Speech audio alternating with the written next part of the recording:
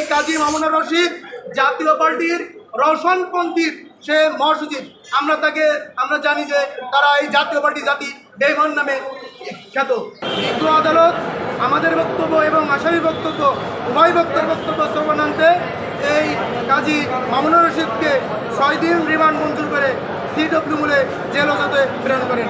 এই জাতীয় পার্টি জাতীয় বেইমান যে রওশনপন্থীর যে মহাসচিব কাজী মামুনুর রশিদ, তাকে সন্ত্রাস বিরোধী একটি মামলায় এই বিজ্ঞ সিএমের আদালতে তুলে তাকে 10 দিন রিমান্ড চাওয়া হয়েছিল আয়ের পক্ষ থেকে। আমরা যারা রাষ্ট্রপক্ষের আইনজীবী ছিলাম, আমরা যারা প্রসিকিউশন টিম ছিলাম, আমরা রিমান্ডের সাপেক্ষে আমাদের বক্তব্য তুলে ধরি এবং আমরা তার জামিনের ঘর বিরোধিতা করি।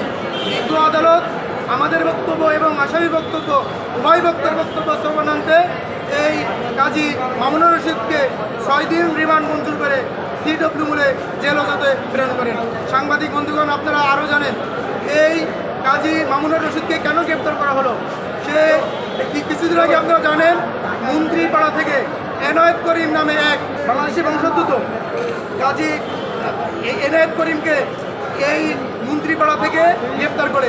সে মন্ত্রীপাড়ায় ঘোরাঘুরি করছিল, তার কাছে বাংলাদেশের কোনো পাসপোর্ট ছিল না, তার কাছে 2টা আইফোন ছিল, সেটাও আমাদের দেশের আপনার সিম ছিল না। আমাদের দেশের কোনো সিম না থাকায় গোয়েন্দা সংস্থা এবং আমাদের দেশের আইন শৃঙ্খলা রক্ষাকারী যে সদস্যরা আছে তাদের চৌকিশ তৎপরতায় এই এনায়েত করিমকে মন্ত্রীপাড়া থেকে গ্রেপ্তার করে।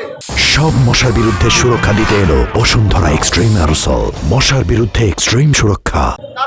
আপনারা আরো জানেন এই এনায়েত করিম আমাদের দেশের যে সামনে একটি আমাদের তত্ত্বাবধায়ক সরকারের একটা রায়ের ঘোষণা হবে, একটা দাবি আছে, সেই রায়কে প্রভাবিত করে এদেশের সাংবাদিক, বুদ্ধিজীবী, ব্যবসায়ী, আমলা, অন্যান্য লোকদের সাথে যোগসাজকে এই দেশকে অস্থিতিশীল করার জন্য এই ডক্টর মোহাম্মদ ইউনূস সরকারকে অস্থিতিশীল করার জন্য পার্শ্ববর্তী একটি দেশের গোয়েন্দা সংস্থার তৎপরতায় এই এনায়েত করিম এই মন্ত্রীপাড়ায় তাকে আমাদের গোয়েন্দা সংস্থারা তাকে ধৃত করে এই বিজ্ঞ আদালতে তুলে তোলে এবং তাকে রিমান্ডে নেয়।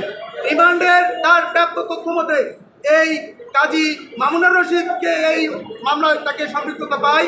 আপনারা জানেন এই কাজী মামুনুর রশিদ জাতীয় পার্টির রওশনপন্থীর সে মহাসচিব। আমরা জানি যে তারা এই জাতীয় পার্টি জাতি বেইমান নামে খ্যাত। সেই কাজী মামুনুর রশিদকে এই বিজ্ঞ সিএমএম আদালতে তোলা হয় এবং আয়ু থেকে 10 দিন রিমান্ড প্রার্থনা করে এবং তার যারা আসামি পক্ষের আইনজীবী তারা তাকে জামিনের প্রার্থনা করে। আমরা যারা প্রসিকিউশন টিম ছিলাম, আমরা তার রিমান্ডের ঘোর বিরোধিতা করি এবং জামিন যাতে না হয় জামিনের আপনার বিরোধিতা করি এবং এতে বিজ্ঞ আদালত সন্তুষ্ট হয়ে তাকে 6 দিন রিমান্ড মঞ্জুর করে CW মূলে জেল হাজতে প্রেরণ করে। যখন এই কাজী মামুনুর রশিদের আমরা যখন শুনানি করছিলাম, আমাদের রাষ্ট্রপতির পক্ষ থেকে আসামি পক্ষের আইনজীবীরা বলছিল সে নির্দোষ, নিরপরাধ এবং এই ঘটনার সঙ্গে তার কোনো সম্পর্ক নাই।